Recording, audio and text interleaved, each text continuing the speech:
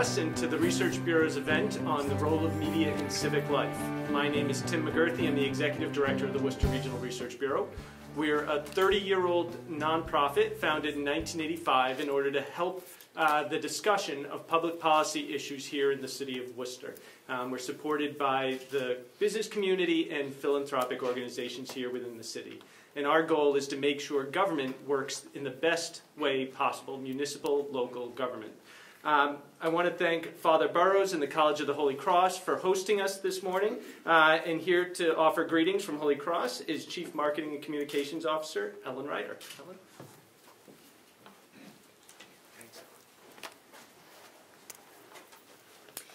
Thank you, Tim. Good morning. On behalf of the entire Holy Cross community, and especially our president, Reverend Philip Burrows, who unfortunately could not be with us today, I'm honored to welcome you, and in so many cases, welcome you back to campus. The topic of this morning's conversation and the gathering of representatives from Worcester's media outlets is deeply meaningful to the college. We like to say that questions live at the heart of our mission and identity as a Jesuit liberal arts college. Suppose we were to track the number of questions and cohort groups ask in a day. I'd wager that our smart, curious, engaged undergraduates and our faculty scholars would probably be in a three-way tie for first place with the journalists here. But with the Research Bureau hosting today, it's more likely we're talking about a four-way tie among the cohort groups. Students, teachers, researchers, journalists are on common ground. We all are seekers of information, insights, answers. I imagine no one in this room shies away from the question mark. The other reason your presence here today is so meaningful to Holy Cross is, of course, a topic. For our democracy to flourish and operate in the public interest and in the marketplace, the role of the press is essential, critical to the exchange of ideas, to reporting uncomfortable truths, to sparking and engaging debate, to presenting new perspectives, and yes, to asking more questions. As we constantly tell our students, when we ask, we learn. And what could be more fundamental to education and to civic progress? Thank you for being here this morning. Thank you to the panelists, and thank you to the Research Bureau for hosting and for bringing us all together. I look forward to this conversation, and thank you for being on campus.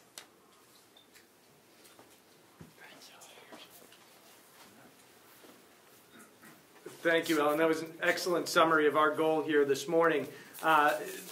The media is often called the fourth estate, and its role in society is important, critical to questioning and building government-building society. The folks we have here at this panel are folks who are very familiar at City Hall and influential at City Hall. They have an impact on how public policy is created, and they have an impact on how public opinion is formed. And so we're very pleased to have the panel here this morning. We're very honored to have as our moderator Dan Kennedy. Dan is an associate professor at Northeastern University School of Journalism, specializing in digital media and alternative business models for news. He contributes media and political commentaries to WGBHnews.org and the Huffington Post, and articles about media topics to the Neiman Journalism Lab. In June 2013, he published The Wired City, Reimagining Journalism and Civic Life in the Post-Newspaper Age, focused on the New Haven Independent and other community news sites. Dan is a regular panelist on Beat the Press, a weekly roundtable program on media issues on WGBH-TV, Channel 2. From 2007 to 2011, Dan wrote a weekly online column for The Guardian. From 1991 through 2004, he worked at the Boston Phoenix, where he wrote Don't Quote Me, the paper's media column. His blog, Media Nation, is online at www.dankennedy.net. So with that, we're very honored to have Dan, and we look forward to an exciting discussion. Dan.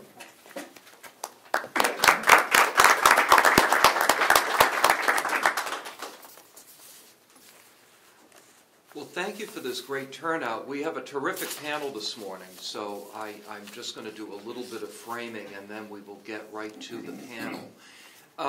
It was about 15 years ago that Robert Putnam, a Harvard sociologist, wrote a book called Bowling Alone. And if you know anything about the book, and it's a very well-known book, the idea behind it is that we used to bowl in leagues and be more civically engaged in a variety of ways, but in the modern era, we bowl alone. It was a great title, but when you read the book, you saw that even that title was overly optimistic, because what he found was that people were not bowling alone, they were sitting at home and watching TV. But what Putnam found was that there is a distinct tie between civic engagement and the news media. He found that people who were engaged in civic life on any one of a variety of levels, coaching youth sports, attending religious services, writing letters to the editor, voting regularly, those were also the people who were most likely to be newspaper readers. And I guess you would also say listeners to local public issues radio, viewers of local TV, readers of online news sites as that developed. So as the news media have shrunk over the years and have tried to figure out how to stay relevant and provide communities with the coverage that they need at a time of greatly declining advertising revenues, one of the things that news organizations have had to face as a challenge is how do we essentially almost teach the public to be interested in the kinds of civic activities that we used to take for granted.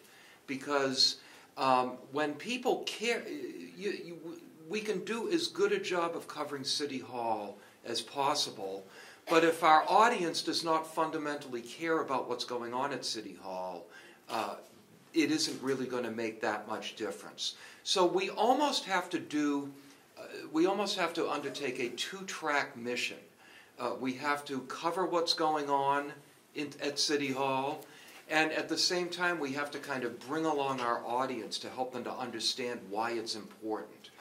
And I think this is one of the big challenges that all of our panelists face as they figure out how to reinvent their own business models and be able to be an important and significant part of the community. So we'll be hearing about that this morning, and what I'm going to do is I'm going to introduce our panelists one at a time, and the first speaker is going to be Jim Normandin, who is the publisher of the Telegram and Gazette of Worcester. Jim joined Halifax Media Group as publisher of the T&G in September of 2014. Prior to his appointment, Jim held the post of Vice President of Publishing for Woodward Communications Incorporated. He possesses a substantial background in the publishing field, where he has worked for the previous 34 years as a publishing executive in New England and the Midwest. Over the past 22 years, he served at the corporate level as an executive for Pulitzer Publishing Company in St. Louis, the Brown Publishing Company in Cincinnati, and Woodward Communications Incorporated in Dubuque, Iowa. Jim has served on numerous industry-related educational, private, and public foundations, boards, and associations during his career.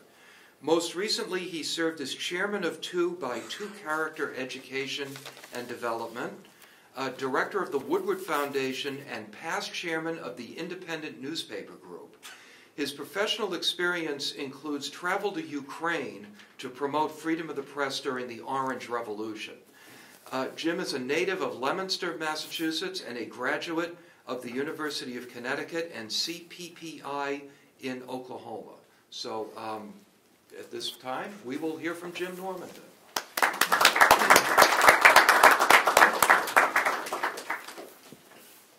Thank you, Dan. Tim, thank you for your outstanding leadership with the Research Bureau hosting this morning. This is an outstanding forum. Walter, Andy, Jordan, thank you for being here today, our colleagues. You know, our newspaper's been sold so many times that I need 2 watches just to keep track. And a light just to find my way in, because you never know what's going to change in our industry. All kidding aside, Tim's asked me to talk a little bit about the responsibility to the community, maintain competitiveness, and how do you incite advertiser interest in the midst of today's media. I'm going to talk a little bit about my approach here in Worcester. First, thank you again for the gracious invitation. I am a native of Worcester, Massachusetts. I happen to really have a passion for publishing and the Worcester Telegram and Gazette, where I delivered it back years ago. It was my first job, like many, many people I've met in this community. I looked at this position as an opportunity to restore faith, trust, vibrancy, leadership in our community. Communication is key. Today's industry has changed dramatically, and I'll talk a little bit about that. Because everything you hear is not necessarily the truth.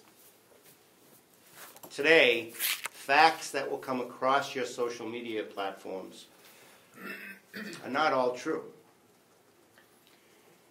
But who's deciphering that? In a way, that's our role. That's where we come in as traditional media. There's a new term called tradigital. It's moving through the industry. There's a great article out there about it. And you'll see in my talk a little bit how we're transforming to be a tradigital operation. A few facts about us. We're 149 years strong. We've made it through a number of sales. We have 176 full-time employees. We have 68 journalists we employ today. We have 18 various publications and websites. And just yesterday, 330,000 people referenced our media platforms. To me, that's still pretty vibrant. So when I look at my first goal coming into the position and coming into the community, it was to restore culture within our organization, stabilize the platform. Culture is key. Culture is key in any business, in any sense of strategic direction. And if we're going to be successful, we need a healthy culture within our organization. The second component was to realign resources in a way that supports a solid strategic plan. It was pretty evident when I got here that we were still operating in a way that was a time when we had 165 journalists in the newsroom.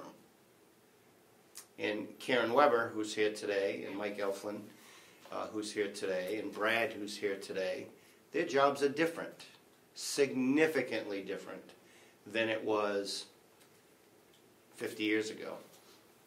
Brad, you weren't here 50 years ago. Sorry. Mike, I don't know if you were here 50 years ago. So how do we transform to that platform?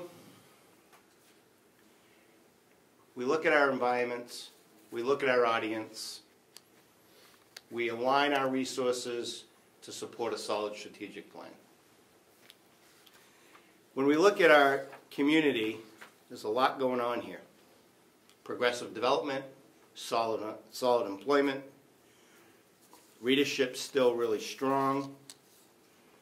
Worcester has a ton of momentum going for it in Worcester County as well, which is really our bigger footprint. We have the investment in the Union Station, we have DCU Center, we have Unum, we have Hanover Theater, we have Hanover Insurance, we have Mechanics Hall. Basically what we have is segments of business that we need to align ourselves with to drive our community. That's where I feel our commitment really comes forward. The airport's important. Transportation is very important.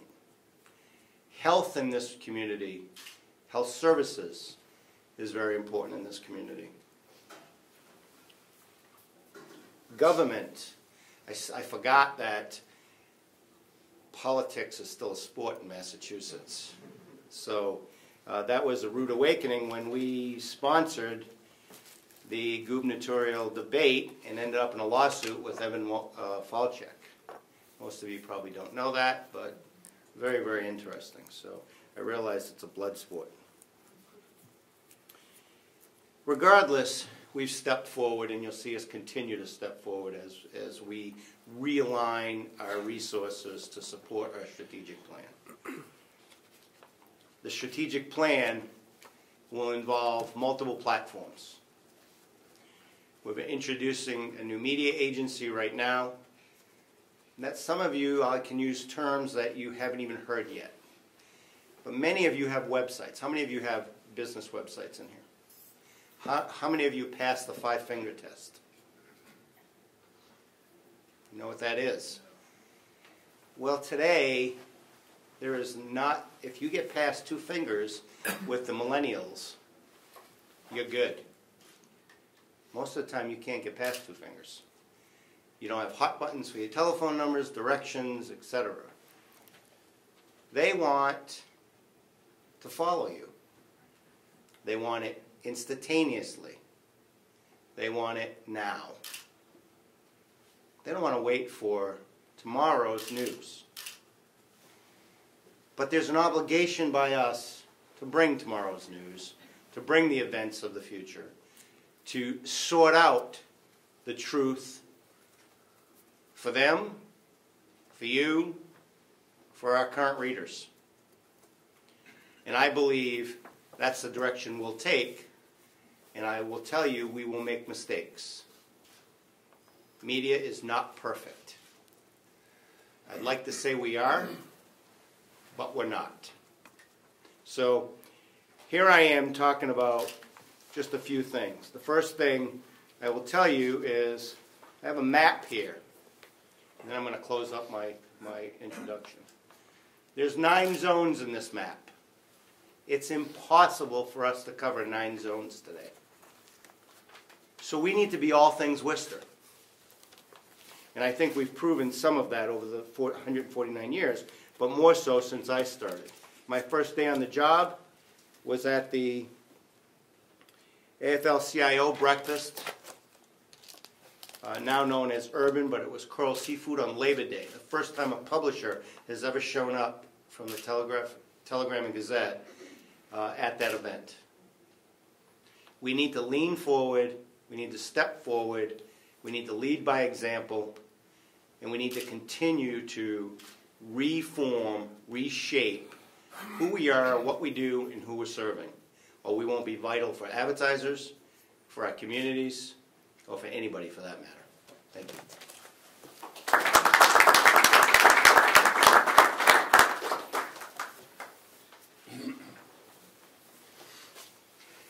Jim, thank you very much. We're next going to hear from Walter Berg, who is the editor of Worcester Magazine. I remember back in the day, we had a publication called the Worcester Phoenix that competed with Worcester Magazine. The Worcester Phoenix is long gone. I'm glad to see that Worcester Magazine is still alive and well. It's a product, the magazine is a product of Holden Landmark Corporation. It's a weekly newspaper and an online daily. Prior to his appointment as editor, Walter served as a senior reporter covering Worcester. He's a panelist on the local cable access TV show Rosen's Roundtable, which is hosted by District 5 Councilor Gary Rosen, and he can be heard every Friday morning on WCRN Radio's morning show with Hank Stolz. Walter has won several awards with Worcester Magazine through the New England Newspaper and Press Association.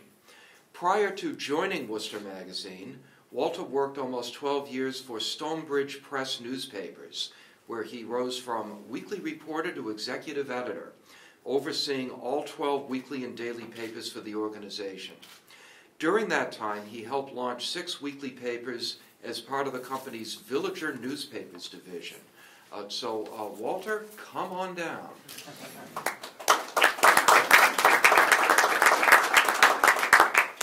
Thank you. Come on down, but I don't have a prize when I get here. You know, Jim, my first job was delivering telegram newspapers too, so I think everybody... Let's give him an applause.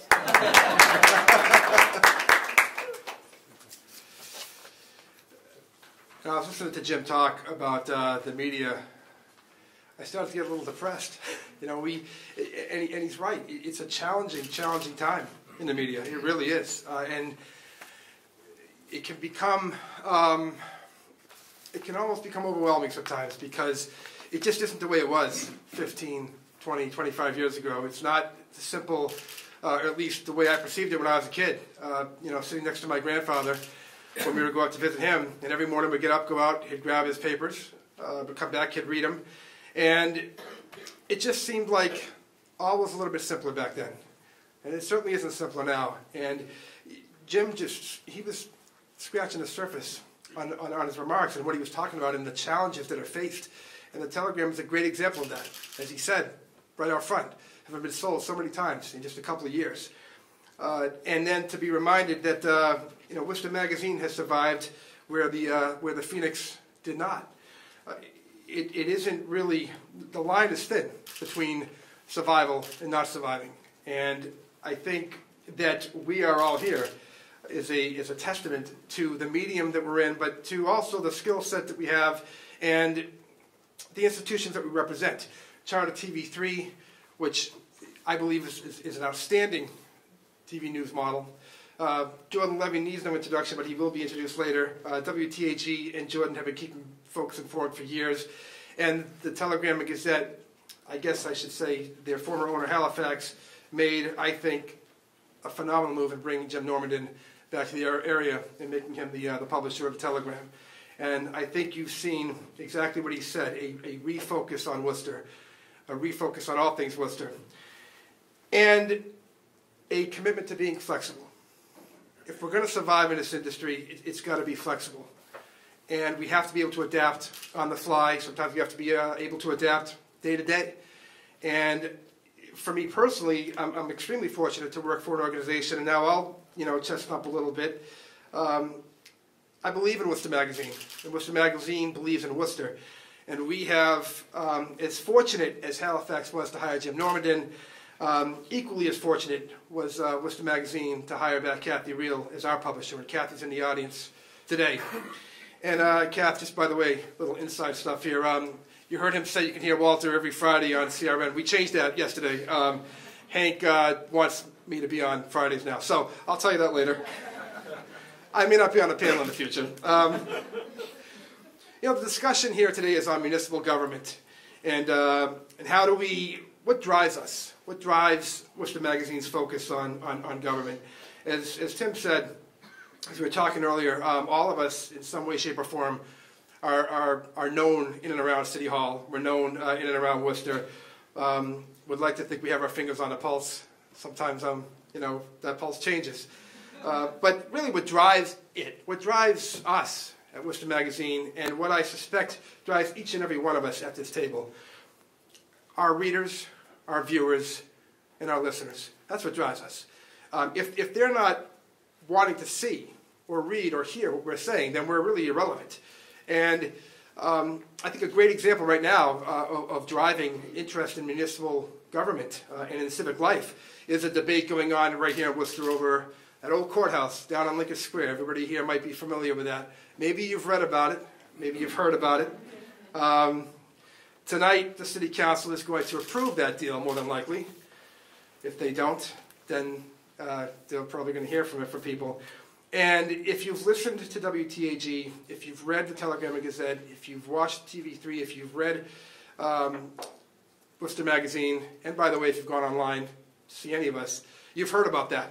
And that is an example of an issue, a civic issue, that has very much engaged everybody. Most folks have an opinion right now on this courthouse deal. And that is what drives us. It's what drives me as an editor. It's what drives us as reporters. And I want to give a shout out to the staff that we have. We don't have 67 reporters right now. We got 2. And Josh Lyford is right here in the front. He's one of them. And Tom Quinn is another one. And I'm damn proud darn proud. I'm sorry, I'm at Holy Cross. I'm darn proud. I'm darn proud of the staff that we have and the work that they do and the work that Worcester Magazine does. It does have that labeled alternative next to it. And I like alternative in the regard that I think it does kind of mean a little bit flexible. It means we're going to give you something a little bit different. How do we engage our readers in civic life and in the civic world here in Worcester? We do it through different ways. You're going to have news stories. You're going to have editorials, just like the Telegram. You're going to have, and then we have things like Wisteria, which give you it in a little bit different light, a little bit of humor. And I think part of our way to try to engage our readers is to really keep that finger on the pulse of what they want to hear, what they want to say. Listen to the criticism, and boy, the criticism comes all the time.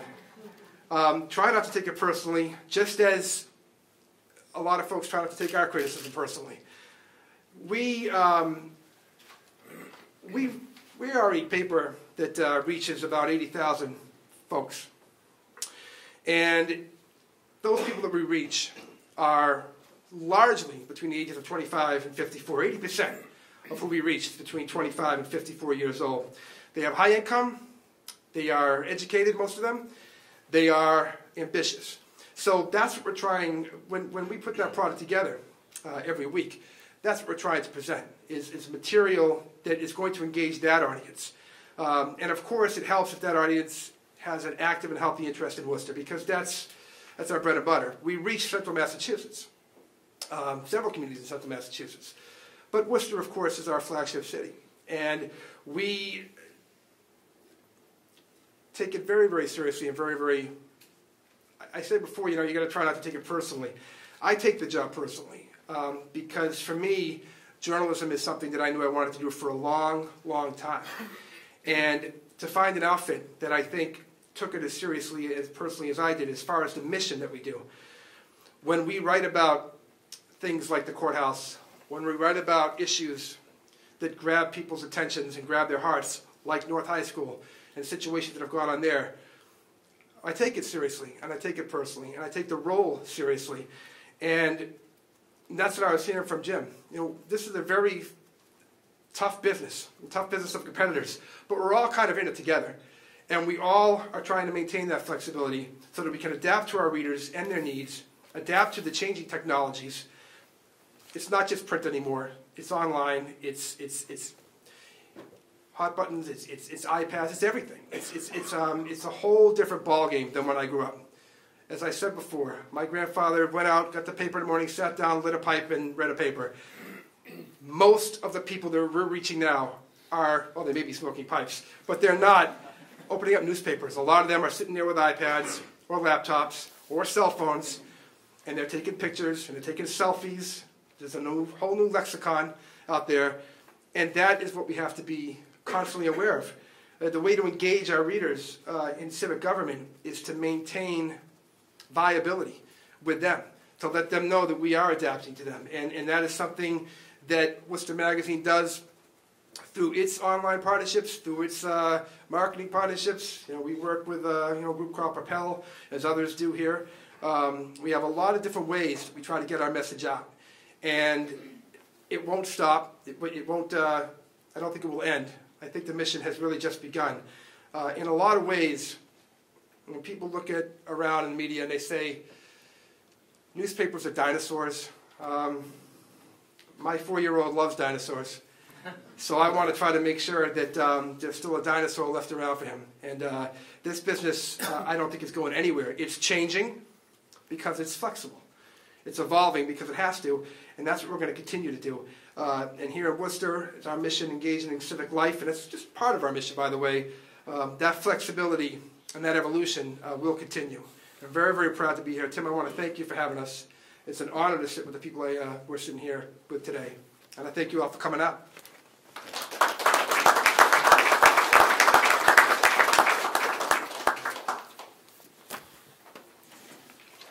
Walter, we are darned appreciative of that presentation. When we think of local media, we often tend to think in terms of print and online. but we don't necessarily think in terms of television. And in fact, local TV can be a very vibrant platform for news and civic engagement. And so our next guest, our next panelist, is going to talk about how he has used local television to cover the news and to spark a renewed interest in civic life. Andy Lacombe, who is the news and sports supervisor and essentially the news director at Worcester's Charter TV3. He oversees the news department and the Worcester News Tonight nightly newscasts. Andy is also a sports anchor and reporter, and previously worked as a multimedia news reporter. He has served in roles on the assignment desk and is a news producer during his almost 15 years in television news. In the past, he's worked as a freelance news reporter and sports anchor at New England Cable News. Andy currently teaches journalism as an adjunct professor at Assumption College. Andy holds degrees from Syracuse University and Providence College. And I'm really interested in hearing from Andy, who's going to join us now. I am familiar with a nightly newscast in Boston called the Neighborhood Network News, but I am not familiar with a nightly newscast in any other city or town in the state that's focused on just local news. So I'm really fascinated to hear about this. So Andy Lacombe.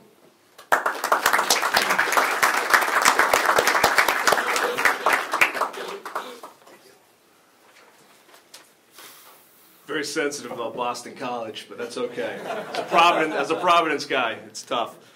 But thank you very much, and Tim, thank you, and Gene, who I've been talking to for 15 years, ever since I started in Worcester. Thank you very much for having us. Local TV news, quickly about us at Charter TV3 and Worcester News Tonight. We are charged with covering about 185,000 households across central Massachusetts.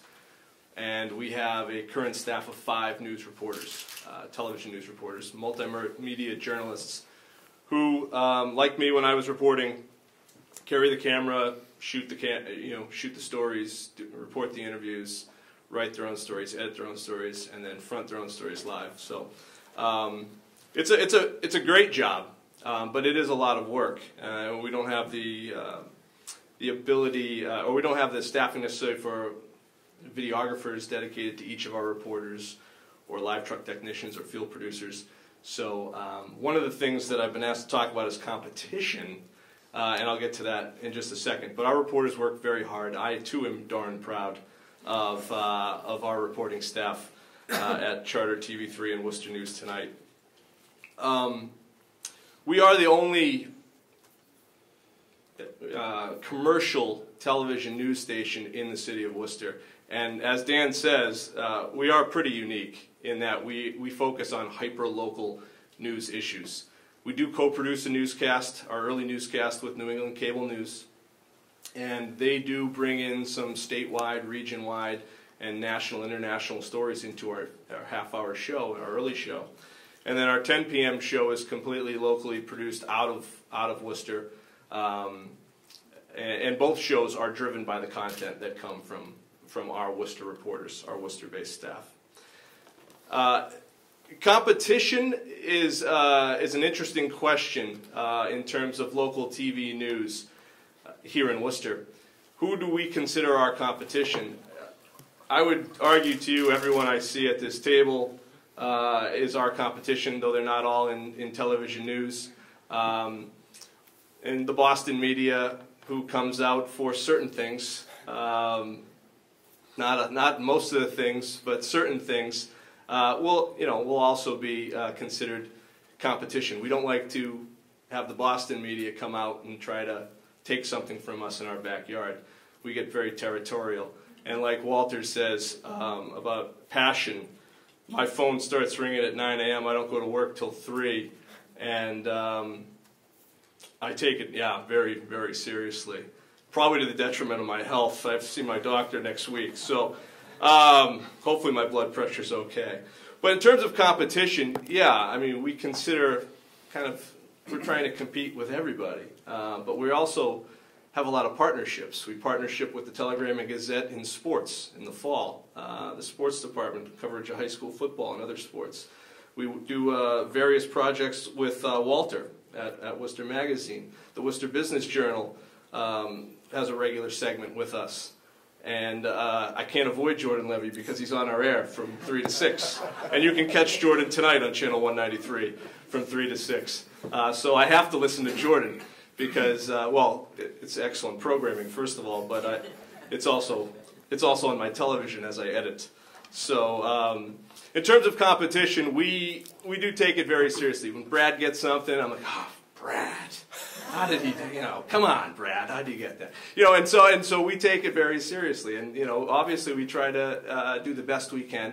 But we are a visual medium. And so we think we do things a little bit differently than print, new media, radio, and other various sources of media. And I think Jim touched on it. There are a lot of citizen journalists out there. And there's been a rise of that. And social media is a growing and ever-changing phenomena. And the job of us as reporters in traditional new media, any trained journalist, is still to verify where that information came from, and still to do the job as a reporter to find out where that came from. So what we do in terms of the city, in terms of public coverage, and I once sat at a table with a group of journalists and a public official chastised us for not being positive enough. This official, who will not be named, said, newspapers were created to pump up and promote the civic duties and promote the city and promote the good things that are going on in the city and almost cheerlead the city. And some of the younger journalists at the table started immediately defending the Fourth Estate and saying, well, I don't work for you and things like that. And I just kind of listened. And I think there's some of that is true. We do want to promote what's happening in our city. But I think our viewers, I think readers of the Telegram and Worcester Mag and listeners to Jordan and other media in the city want to have faith and confidence in their city officials, their state officials, their politicians, their elected leaders. And one of our jobs is to, lay out all the information that those folks are doing or those folks are promoting or what they have done, and then let the viewers, the readers, the listeners decide. And if you have a more informed debate, you probably will be prouder of your city, state, region's accomplishments. And so that's a little bit of what we do. So I think that official was right in some ways, but also, there's more to it. What we do, and I guess in the visual medium, is how do we decide what's interesting? A city council meeting may be very interesting to listen to. It may be very interesting to write about. When we have to do it in 1 minute and 30 seconds and break it down, it becomes a little bit more difficult. And it becomes sometimes, although this year is a bit of an exception, not visually interesting. This year is an exception. There seemed to be the year of crowded city council meetings, which is good. There's a lot of public discourse, a lot of debate, and that certainly makes it a little bit more visually interesting. I think what we do and what we all do when it comes to whether it be civic stories or other stories is we look at what's interesting, what's unique, what's important for our viewers, readers, listeners to know, what's interesting for them to know, what's timely, and if there's conflict, and certainly two sides of a story, that's a pretty big deal for us to cover as well. What we try to do, and when I teach at Assumption, I say this to my students, and it resonates with them a little bit. I don't know how much it'll resonate here, but there's a movie, a remake of an old police movie, show, Starsky and Hutch. And in the movie, they go to a character played by Snoop Dogg, who gives them some information. And Snoop Dogg says to the two officers, I just lay it out for you to play it out. And I tell that to my students because that's what we do. we lay it out, and that's what we try to do. We lay out both sides, multiple sides of the story, and it's up to those of you who watch, read, listen, who are engaged to decide for yourself. We don't have the luxury at my place to have opinion. We don't have a columnist, so to speak, that can help frame debate in their ways. We don't have commentators that some of the cable news stations, networks have. That's not our job at Channel 3. Our job is to get the information out. We lay it out for you to play it out. And then, so if it's visually interesting, that comes into play when we cover a story. And human interest is something that we cover a lot. Last night's newscast, we had a lot about the courthouse debate that'll continue on today. We also had a story about a Worcester police officer, when we're talking about civic stories, who battled successfully cancer 3 times and is now raising money to ride in the Pan Mass Challenge with fellow officers to raise money for cancer research in Dana-Farber. So we try to balance it as much as we possibly can. We're very proud of the work that we do, and very proud of the city that we work in. I have so much fun doing it. I wouldn't be here 15 years. It's certainly, and my boss is in the audience, it's certainly not for the pay. But it is certainly because we love what we do, and we think it's very important to have a television news station in the city of Worcester with trained journalists who are verifying stories, who are going out, running around, working hard, and trying to do the very best we can to compete with Jim's staff and Walter's staff and Jordan's staff and everybody else who covers the news here. We have a great appreciation of what happens here in the city, and we're going to keep working hard. I think Channel 3's been around since the late 80s, and we hope to be around for many more years because we think it's important. On Channel 193 now, by the way, folks, we think it's important that there's another option, a visual option as well, to tell the news and to get information to the folks in Central Massachusetts. So I thank you very much.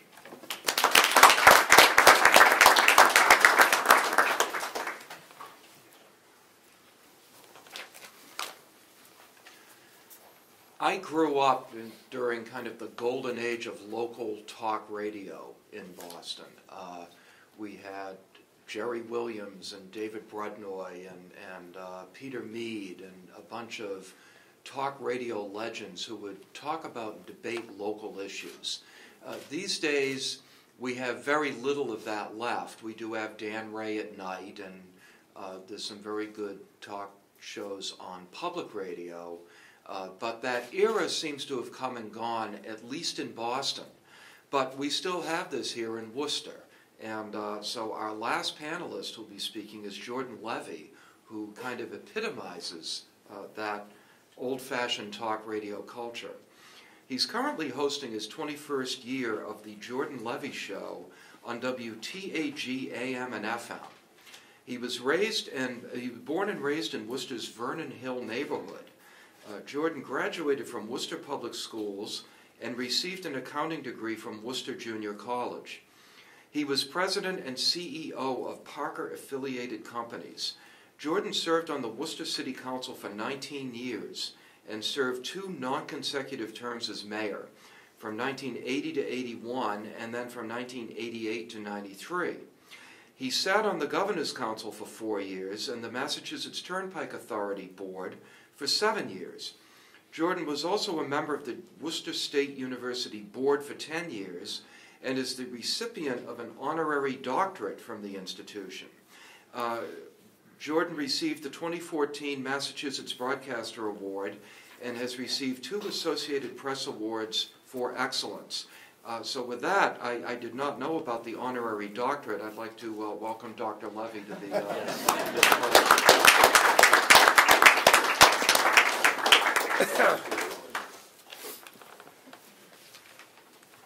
I am not a proctologist.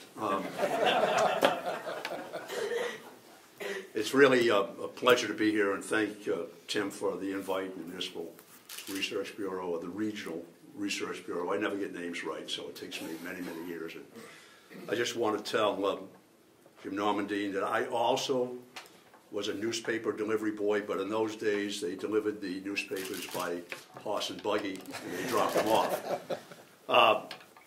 My role in this community I see somewhat different. It's interesting to be on a panel with journalists. I never thought I would ever be called a journalist, and I would have to say I don't consider myself a journalist. I consider myself an activist and someone who is involved in the community in a way that I have a great passion for, because I absolutely love this community and have spent about 50 years now in doing different things within it. I see WTAG, by the way, my staff is me. I am part of a very large radio communications conglomerate that probably knows me by no other term other than some number on a balance sheet somewhere. What I have been fortunate to be allowed and to participate in a local talk radio format because we do the job, and by doing the job we have large listening capacity and lots of people that want to advertise during my show and on WTAG. And what it all comes down to in our business is that we have to generate income unless you're a nonprofit, and in order to do that you have to have a product. My product is credibility, and I hope I offer that out to the community. And my product is discourse, debate, raising issues, making people think. That's my job. Some people say I'm an entertainer, but if that holds you on to my station over 3 hours each day, with about 4.5 to 5 hours of preparation in order for me to go on the air, and my staff is a producer who keeps them all the things going in Charter TV 3 or 193 that simulcast me, I have to put that show together and be able to hold that audience together for 3 hours every day, 5 days a week, 15 hours a week. In order to do that, I have to be able to know the issues, I have to know the people, I have to get the inside story, I have to have contacts, I have to know who to call, I have to know where to go, I have to go to more than one source to make sure it is a creditable source. I can't go off half-cocked, because the minute you do that, you lose your credibility in the marketplace, and when you lose your credibility in the marketplace, people don't want to listen to you anymore. And the biggest challenge today is to get the people to listen for more than just a passing moment. You know, the old adage in the newspaper business was, if it bleeds, it reads. Well, everything doesn't have to bleed to be a story, but there is a story behind the story. My job, as I see it, is to get that story behind the story and to flush it out and to be somewhat fearless, to make sure that I will say whatever I have to say to get people to understand. Now, one of the most interesting parts of my job is dealing with elected officials. I love them because I was one, and I probably always will be one in some sort in my brain. I like politics. I like people in politics. They're good people. They're not all bad people. They're not all up for indictment, contrary to what we all want to talk about. There's a lot of darn good people in the trenches that make a difference in people's lives every single solitary day. But what I really like about politicians dealing with me is none of them listen to my show. Now, you don't believe that, of course, for 1 minute, and I don't believe that for 1 minute. But when I talk to them, well, I don't listen to your show, but someone told me. Well, I know they walk around with one of those earbuds in their ear, and you know, and they're walking around constantly, and they're already monitoring because the phone rings the minute I go after one of them. And again, that's part of what I do. It's not a gotcha show. I don't ever try to get people. I don't ever try to embarrass people. I have never in 21 years gone after anyone personally. You don't have to demean people and rip them down in order to get a story. That's not how you get your ratings. The way you get your ratings is to be accurate, on the mark, and be controversial and raise the issues. And that's what I do. Now, as far as Worcester goes, when I take on Worcester issues, it's for the betterment of this community. I was born and brought up here. My parents were born and brought up here. I'm about as Worcester as you get. It's in my veins. I bleed it. I eat it. I sleep it, and I think it. It is my community, and I love it. And I'm going to do everything I can for as long as I have a voice to make it a better community for people to live in. And sometimes you make mistakes in my business. And you have to be big enough in order to admit that. This is not an easy business. And I use all the resources at this table. And I hope I give credit to all of those resources all the time. When I read the Worcester Telegram and Gazette first thing in the morning, that's my Bible. I believe in that. I read 6 to 7 newspapers, hard newspapers a day, in order to do my show. But I start off with the Worcester Telegram and Gazette. That is my beginning of every morning. If it's not there on time, Jim, my morning goes down the tube. It does. It does. I'm absolutely having a bad morning if the newspaper's not there when I awaken and open my door. That's how much I depend on it. It is a news source for me, but it's also my base of how I start my day, 7 days a week. Then I'll go to the Boston Globe. And thanks, since Jim has been here, the Worcester Telegram Gazette is no longer a second-day story of the Boston Globe.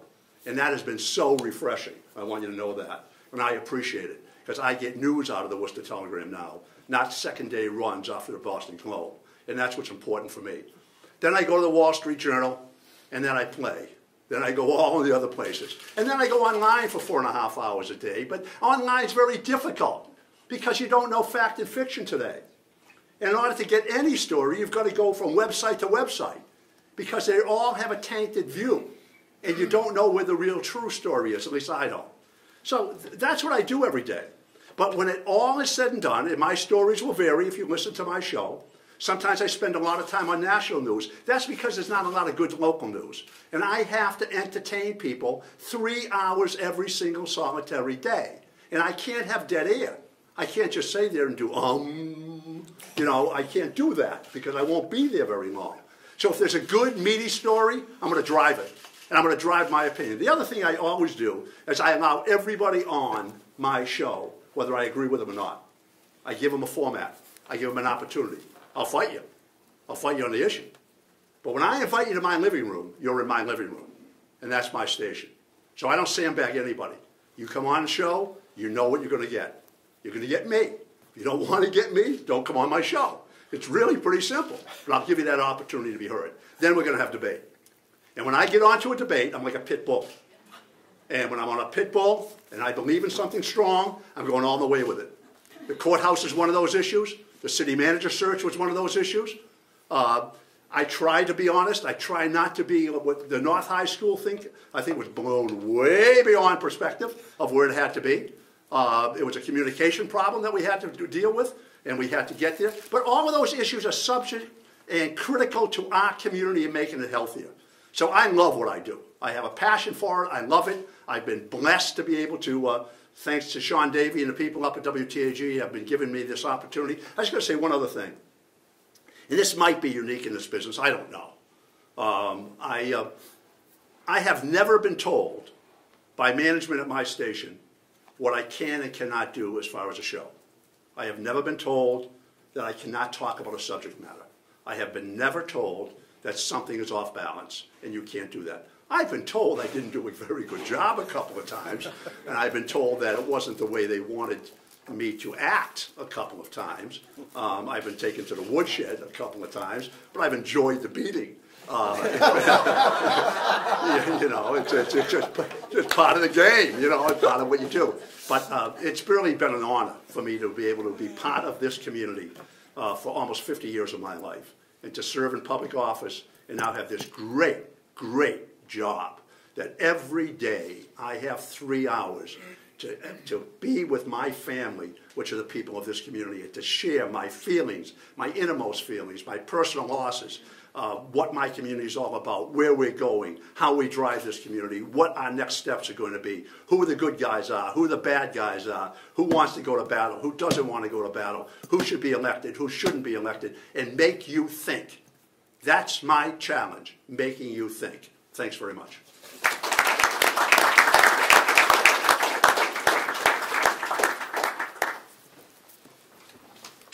I think that what we ought to do at this point is move right to questions from the audience. Does that make sense, Tim? Okay. And what I'll do is, I know that The folks who are recording this for cable TV are going to want to hear the questions. You ask a question, I'll summarize it, and then we'll put it to the panel. So why don't we begin? And we'll begin with Carl over here. Carl Hydrated. As I often say at these gatherings, there are a lot of white folks here. The city is about 40% minority.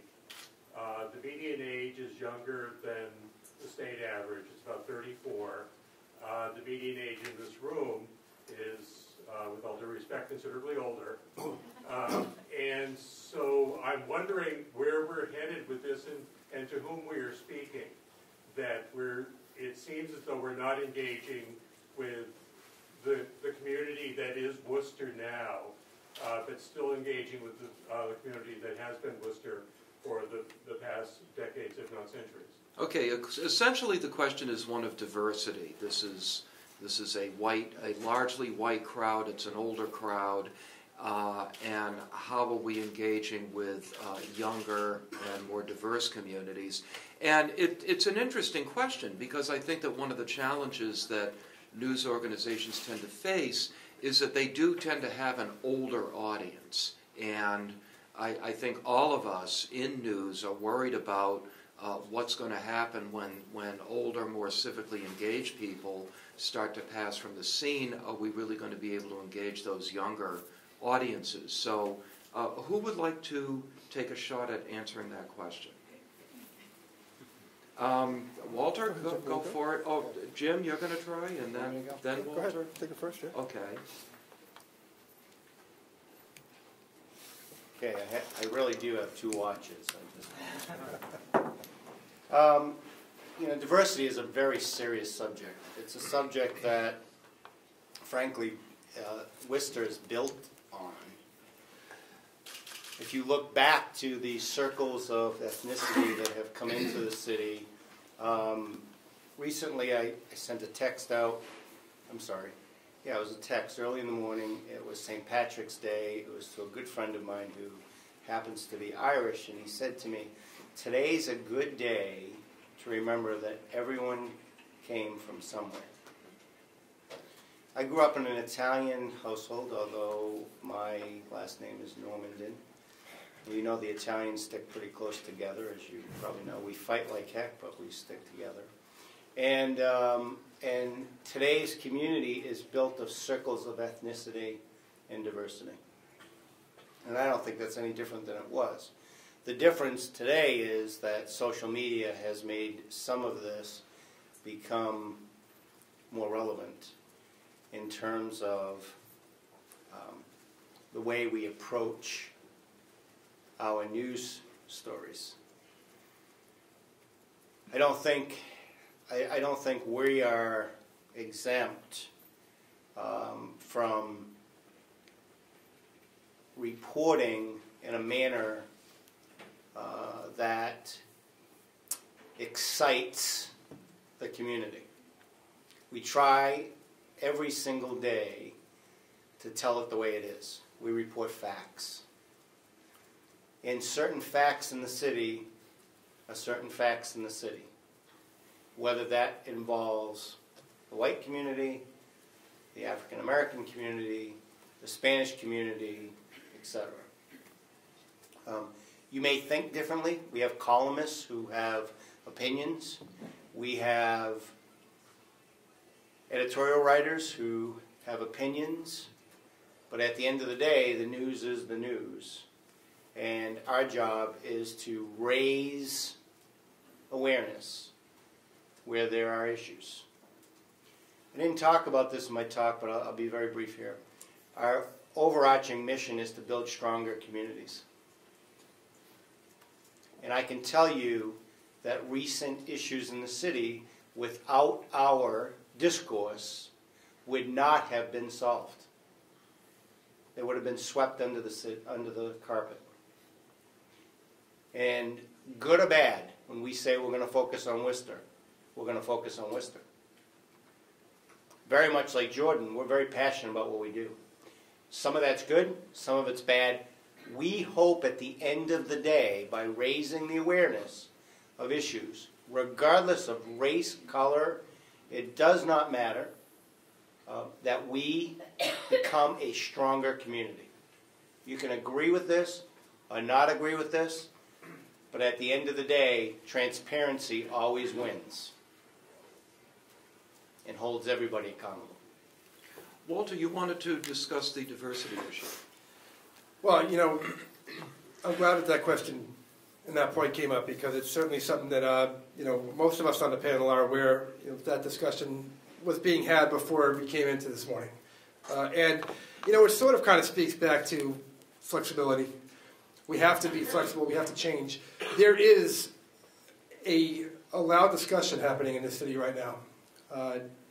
And whether it's being had in small quarters or large quarters, I guess you can debate that. But it is being had. I see it on social media. I mean, you touched on that. And social media is making everything a little bit more relevant these days. And it's bringing things a little bit more out into light. And we, you know, I don't want to ignore that we are an all-white panel. But what I also don't want to ignore is that we're an all-qualified panel.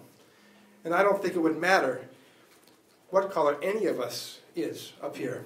There isn't a person up here who doesn't know what he and not she, unfortunately, is talking about. But we very easily could have a she up here. And we could very easily have somebody from Sarah Magazine. We could very easily have the qualified female reporters with Mass Live. We could very easily have somebody else up here talking. That we don't, I do not believe, and I will not believe, is a signal that we are exclusionary. We can't be. If we were, we wouldn't last very long in this business. I think Jim said it absolutely right. There's actually a debate going on right now about colorblind. And I got to tell you, you know, Martin Luther King taught us that colorblind was a good thing. I was taught that colorblind was a good thing. But I'm actually hearing now, maybe it's not a good thing. And that's flexibility for you. Because I think we're willing to have that discussion and willing to think about the lenses that we look through. I will never, ever be able to look through my lens as a journalist, as a black journalist. I'll never be able to do that. But I darn well better be able to understand that there are folks that are looking through that lens as an African American, as a Latino, as a Laotian, and there's so many other nationalities in this city. It's what makes Worcester so great. We aren't white Worcester. We are a melting pot Worcester. We up here happen to be white, but we also happen to be qualified, and I don't think anywhere in any of our mission statements does it say, reach out to your white readers. It just doesn't. We reach out to Worcester. I know that Worcester Magazine does. I know that Worcester Telegram does. I know Jordan does. I know Andy does. I know Mass Live. I know Worcester Business Journal. I don't think any one of our operating manuals says, reach out to your white readers. It is something we have to be flexible with. It is a discussion that we have to be open to having, because we do live in Worcester, and we do live in a city that has a tremendous amount of people of color. And by the way, there's another flexibility for you. I use the word minority all the time, because again, that's how I was raised, minorities. And I've had people that have talked to me and said, you know what, be a little bit more sensitive. You know, some folks like to be referred to as people of color. I've also talked to people of color who said, well, I don't know, I want to be called a minority. I don't know. And I think it's a discussion to continue to have. So I think it's a great question to bring up, and I think it's one that we, and by the way, it is being had. The city, by the way, at this very moment, is working on bringing in diversity training, bringing in the Department of Justice to try to bring some of these discussions to the table. People in the clergy are coming together to have that discussion. And I would dare say that I think we in the media could certainly be part of that discussion. You talk about, you know, pumping up. And people say, well, you're supposed to pump up. No, we're not. But we can not always just be about reporting the news. I think the media can also be about shaping as well. And this discussion about race, about racial equality, about diversity is certainly something that I think needs shaping, and it's a discussion I think needs to be had. Jordan, you indicated you wanted to... Yeah, first of all, thank you. The game is won by those who show up to play it. And if you don't show up to play it, you can't win it. So we have to all reach out to the community, and it is a community. And it can't be a minority community and a majority community. It's a community. And that's what's always based in, and it's always been the strength of Worcester, and it doesn't have to be any different today. I've been on 50 different panels dealing with the so-called minority community and urging them to participate, to run for public office, to get involved in city government, to show up at meetings, to be heard. You got to be in the game to win the game. And that's the best outreach we can say.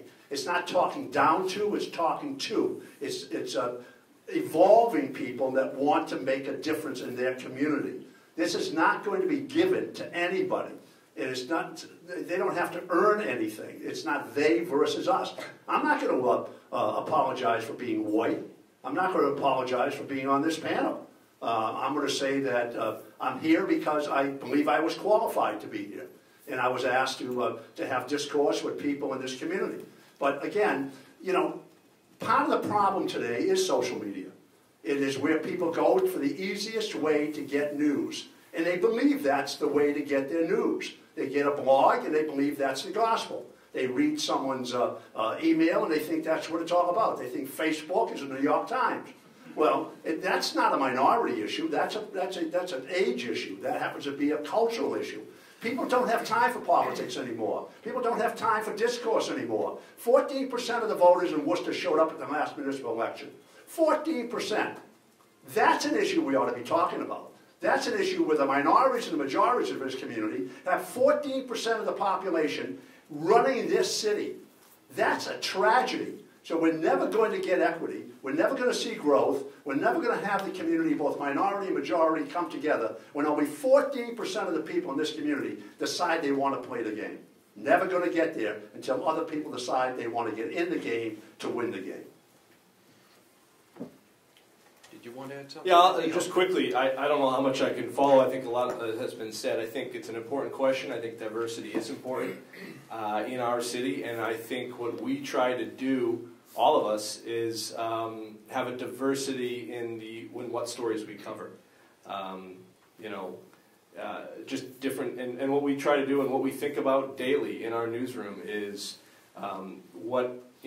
are we covering this community enough? Are we, is this something that would be of interest to all viewers? But is this something that we can get out there and do a story with a certain community, whether that's a community of color or if it's Webster or Spencer or some other places. I mean, we try to be diverse in what we do. We never shy away from stories because of it. Okay, another question. Oh, we must have questions. Yes, you, sir, right there. Hi, my name is Don Courtney. An ace carrier, by the way, for the Telegram Gazette. I came here because I specifically wanted to mention something to the Telegram Gazette. And one thing that really bothered me was the fact that when I looked in the newspaper the day after the Wisconsin game, there was no score. There was nothing about the Wisconsin basketball game. So, but that has been addressed, that Mr. Normandin is going to move as forward as possible to get local news out to the... But what I'm hearing here is that I'm one of those people that like to sit back and read the newspaper in the morning. Is it going to be now all social media, and it's all going to be on a laptop, it's all going to be on an iPod? Is there anything that's going to be done to address those people that want to sit home from 3 to 6 on the radio and listen to Jordan? So he's giving us the news direct at that time. Andy at 6 o'clock in the evening is going to put that local Worcester story on, and we're going to with Walt to have it once a week, and now with the TNG.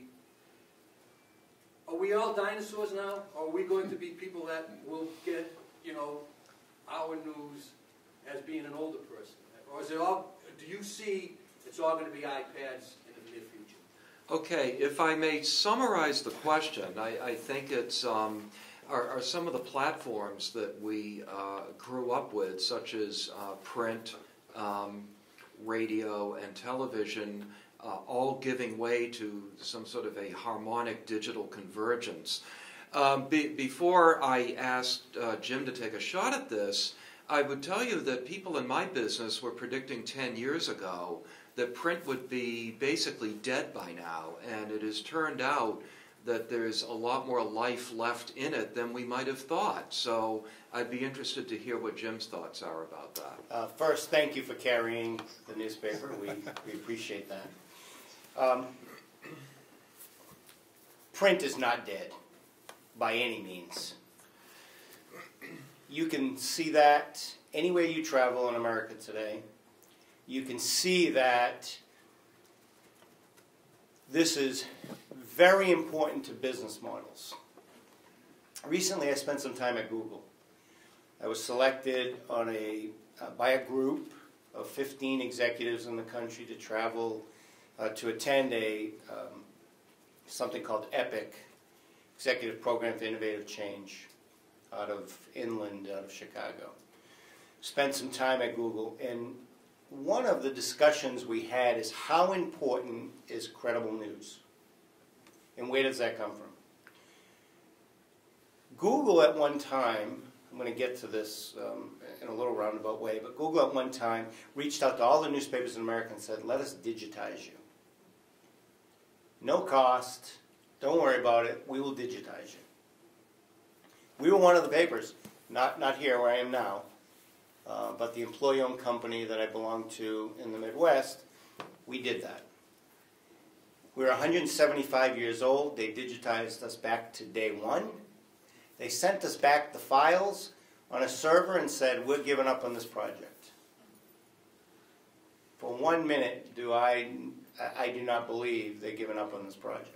What they did is this, and it came out in our discussion at Google. Every search that is made on Google, they make about 24 cents a search. Every search that lands on a credible news source, they make 76 cents a search. This was quoted by them at a group we were at. So how important is our news? How important is print? How important is credible news? It's as important as it is to you as it is to the gentleman who's going to receive it on different channels. We've made major investments to deliver on an iPad or a tablet. We've made significant investments to deliver relative news real time, desktop. We've made significant investments for mobile delivery. We've made significant investments to deliver digital video news. We can't be everything to everybody, but what we can do is deliver on multiple channels and let the public decide how they want to receive it, because I don't have that choice anymore. For years we did. We don't have that choice anymore. It is up to the public. Sitting here as publisher of a major daily newspaper, I will tell you that print is not dead. If you could sit in my desk and receive the number of emails I receive every single day from commentary in our newspaper, there's obviously a very strong desire to still read what we put out there in print. Dan mentioned it earlier. 10 years ago, we were told print was dead. Automobile dealers still use it. Banks still use it. Major advertisers still use it. Preprint advertisers still use it. And it's a great commentary. And it prints facts. And it's delivered to your home. But it's your choice, not mine. If you want it in print, we'll bring it to you in print. And we'll make that commitment for a long time. I'd love to get in a few more questions. I don't... Yes, sir. Back of the room. My name is Jack Donahue. I'm from the Carpenters Union, also co-chair of the Worcester Community Labor Coalition. And as everybody's spoken about the courthouse, I believe we've generated quite a bunch of news for you, or content, let's put it that way. So what I'd like to know is, as a content driver, how do we get balance? Now, you've all mentioned the courthouse. We've only been interviewed 4 times. Twice on Andy's station, once with Jordan, and I believe there was an email conversation with Nick Kostopoulos last Sunday. just last week. So there's been a total of 26 articles in various mediums, and please don't take it offense, but we like that there's variety because there's a almost impenetrable wall for trying to give an opposing opinion, so to speak. And it, to Mr. Normandin, first of all, I believe I made that comment to you at the AFL-CIO, and I do very much appreciate that you actually showed up.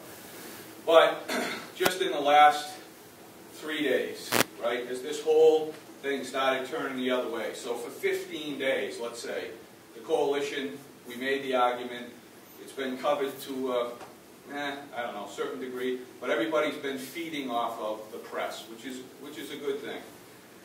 But the how do you talk about the minority community, you don't talk to them. We're the coalition, right? We have black, Latino, women. There's not one person in that coalition that was interviewed in that respect. None of them. Never mind even interviewing us or the union side. And respectful to the Telegramming Gazette, the typical 1-2 punch, so to speak, is, that's in play. You get the negative editorial, you get the typical cartoon, and then today, just before the vote, you get the as I see it opinion from somebody else. I would love to have that access, so to speak, and in your own self-interest, if there's an opportunity for us to generate news for you, all we want is some balance to it.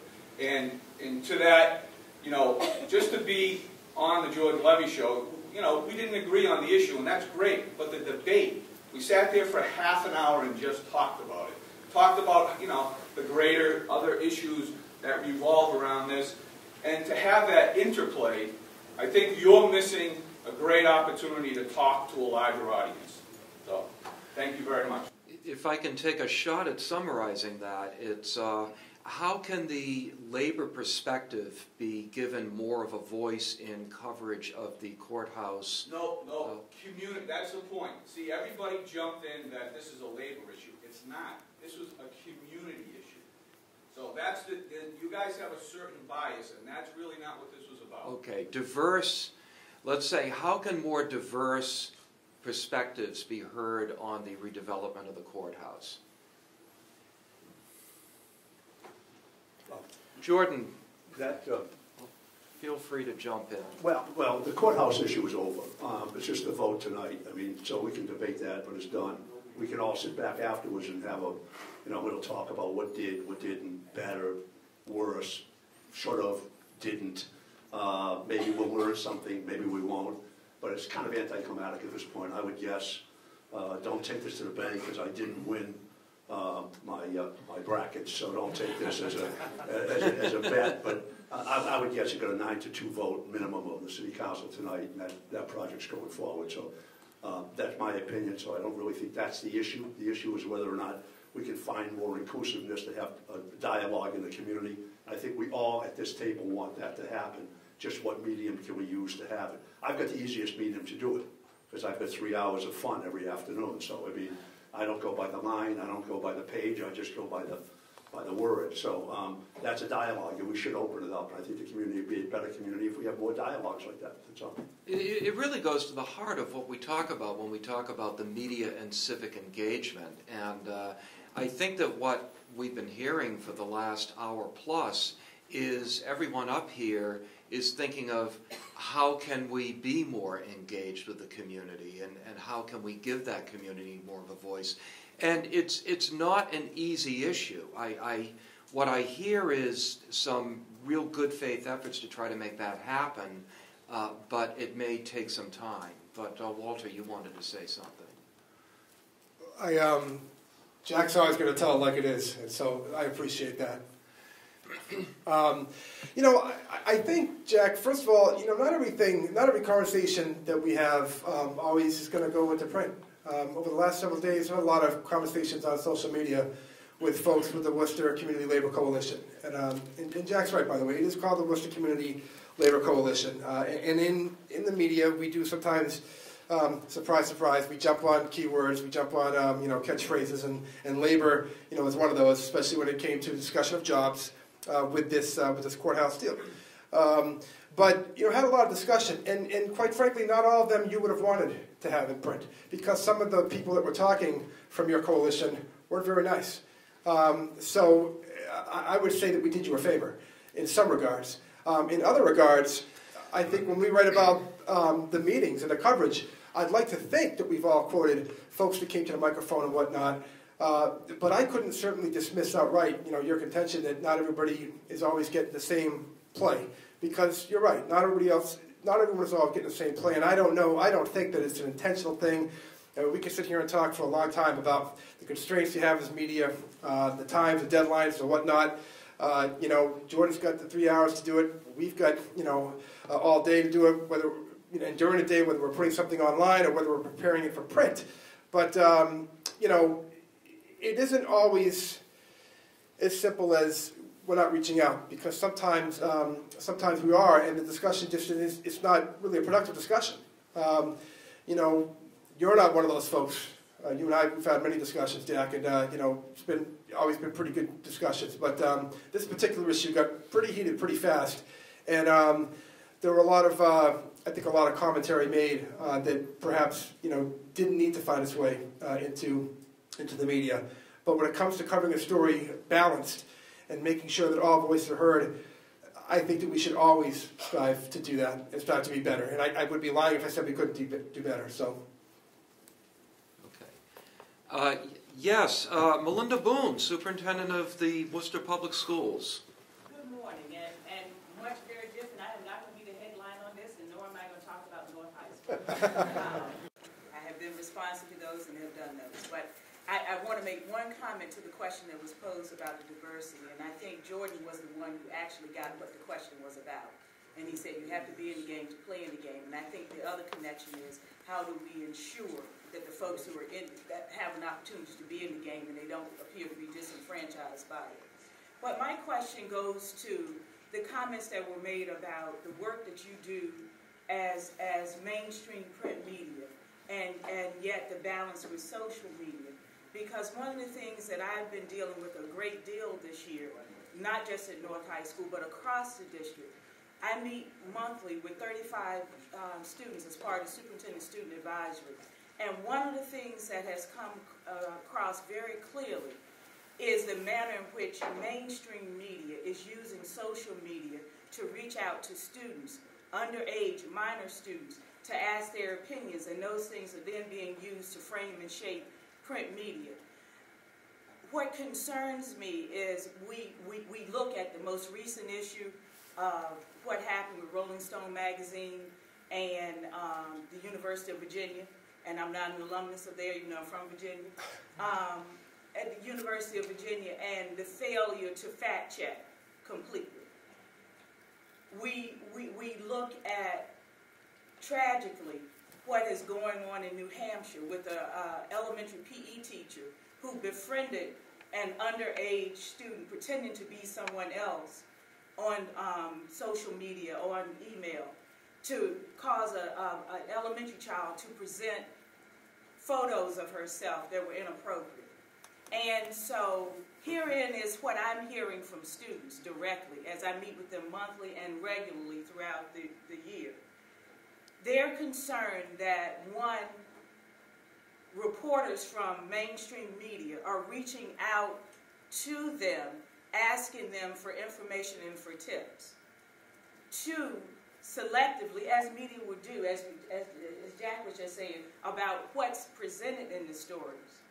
But three, the crux of the matter for me is how do you ethically balance that when there are certain investigations or conversations as school administrators and others, whether it's DCF or someone else who needs to interview a child, we have to give parents notice.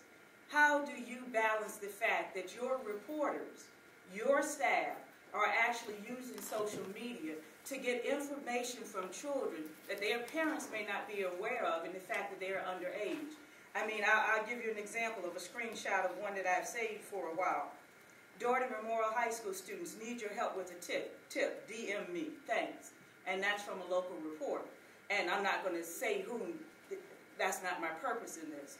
But I think I'm very interested in hearing how do you all manage your own institutions and your own reporters with staff when you're reaching out to underage children that are being solicited for comments.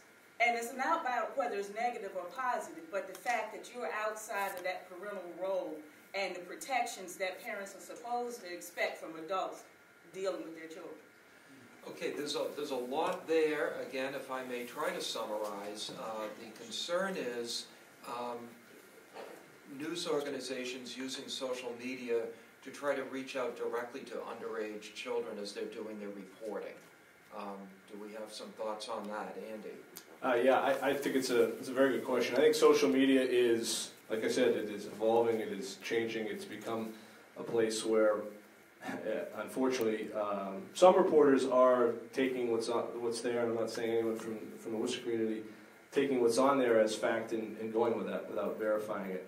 I would hope it wasn't one of my team that does that. I think what we try to teach, what I certainly try to teach, is what I did when I was a reporter.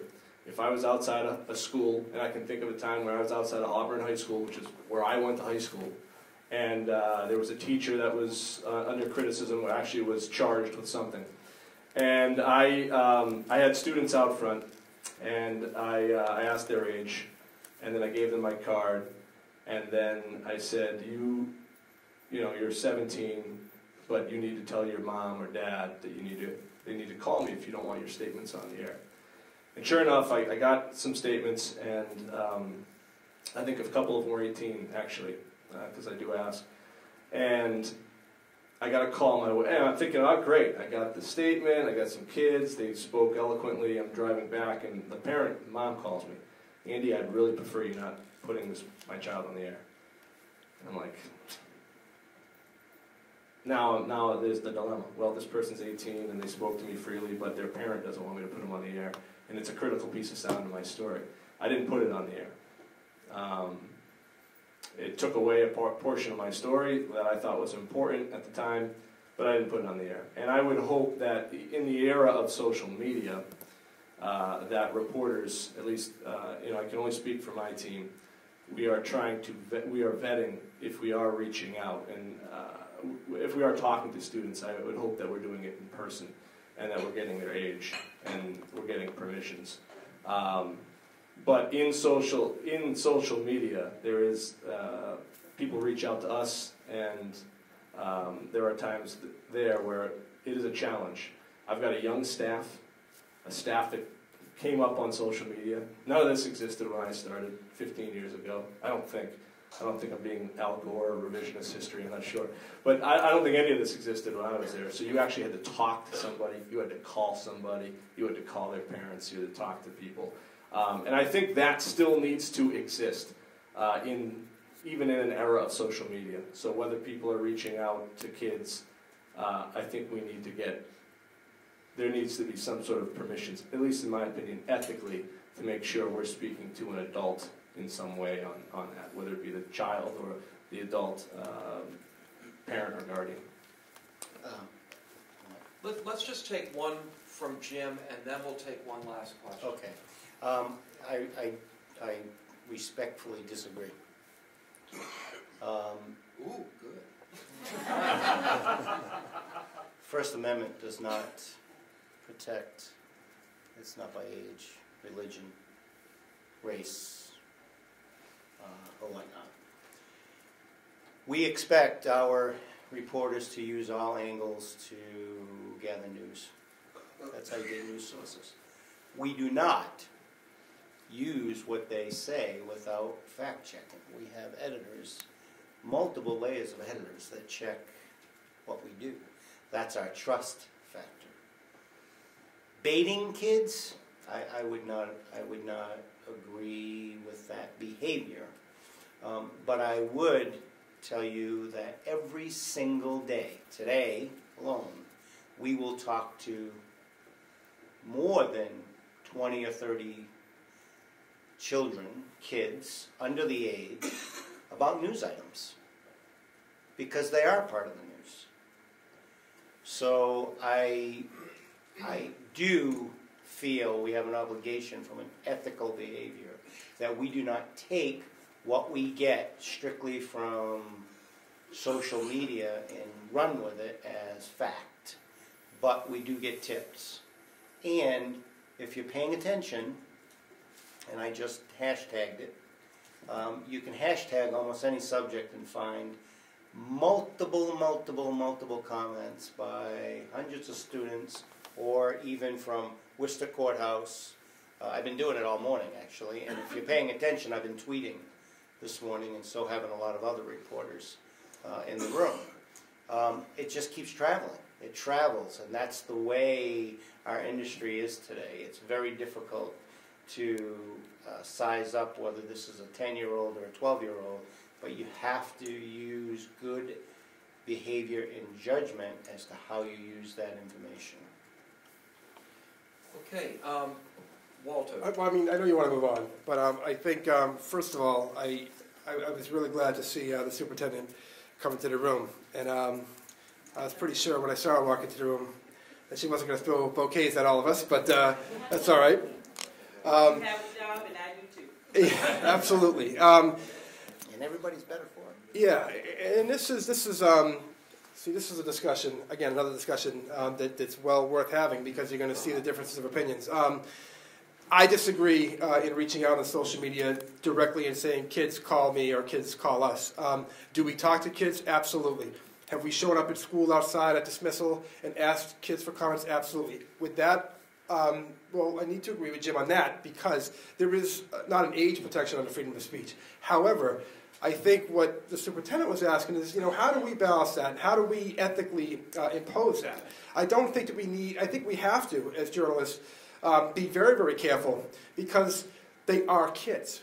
So they are not really protected under the free speech, and that certainly they can't express an opinion, but they are kids. And that's not to insult them. That's not to say that what they have to say isn't important. The young person that spoke with Andy obviously has something really important to say. The judgment that we make then, as journalists, is do we give that, do we air that? A lot of times when our reporters want to talk to students or whatnot, or if it's a person underage, so you'll go through a spokesperson, or you go through the administration, and you'll say, well, we'd like to speak to some people. And then we obviously think, well, obviously the superintendent's going to give us kids that she wants to get out her message.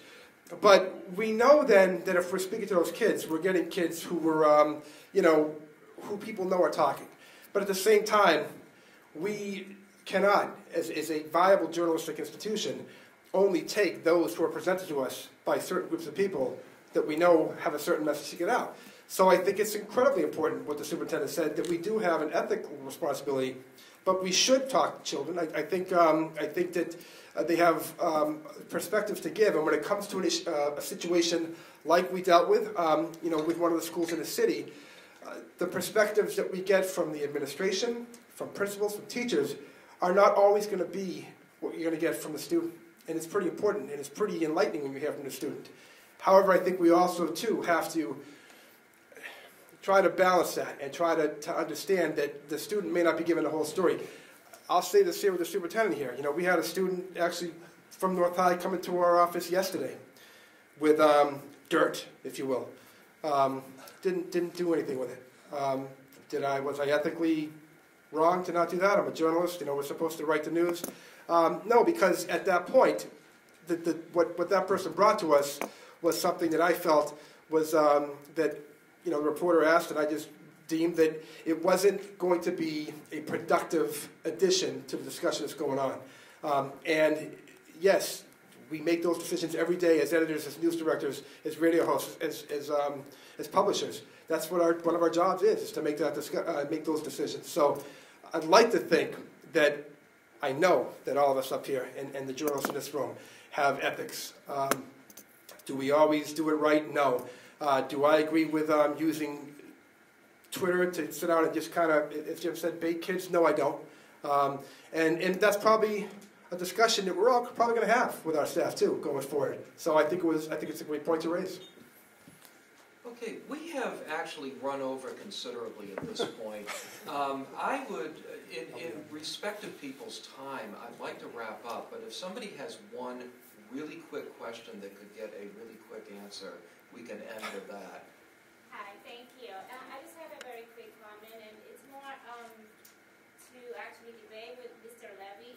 The point about that we have a cultural issue when we see that 14% represented, especially, I mean, I'm a Latina, so I cannot speak for all the diversity, but actually, I think it's not an issue, it's a cultural approach.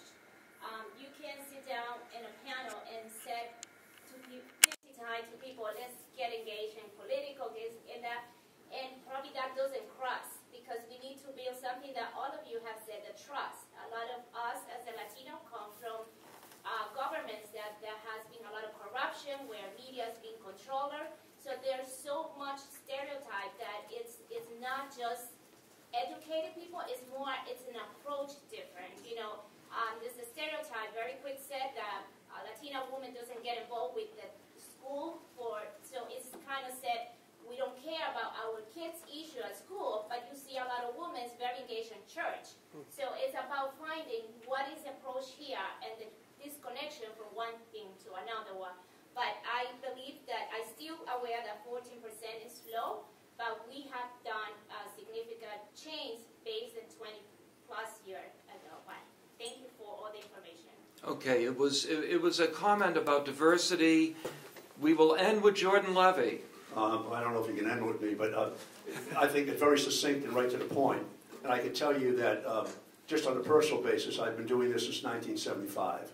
I started as mayor, walking neighborhoods, going into the minority communities, going into sitting down with, trying to break down those barriers, whether it was people coming out of Vietnam and Southeast Asia when we had the big influx of people coming into the community, the Latino community, the Latino PACs, the educational PACs. This has been an ongoing conversation I've had for better since 1975. It is very difficult because trust and building those kinds of responsibilities. The problem is sustainability and having the efforts to continue to go out into those communities and have the trust and build it back and forth. Sitting on panels, as I have over at the Persons Jewish Community Center with the Latino councils, and sitting down and breaking bread with people from the Jewish community and the Latino community to make sure that everyone understands the differences that we have culturally and educationally and ethically and all those things. So I think we have a long way to go. I think the future of Worcester happens to be resting on the hands of people that are so-called today minorities. We have a minority majority in the Worcester Public Schools already. This city will be, by population, sometime in the next 15 years, minority-based, not majority-based. And that's something that should be a positive, not a negative. And I think if we do it right, it becomes a big asset. We do it wrong, it's going to be a disaster. Okay, let's have a big round of applause for our terrific panelists. And I'd like to applaud you for being a terrific audience. Thank you so much. Did you want to? I just want to thank everyone for coming. We appreciate it. Clearly, this is a topic that needs many more discussions, I think, in terms of the role of the media here within the city and the political discussions that occur. So thank you to the panel. Thank you to our moderator, Dan, and thank you for coming.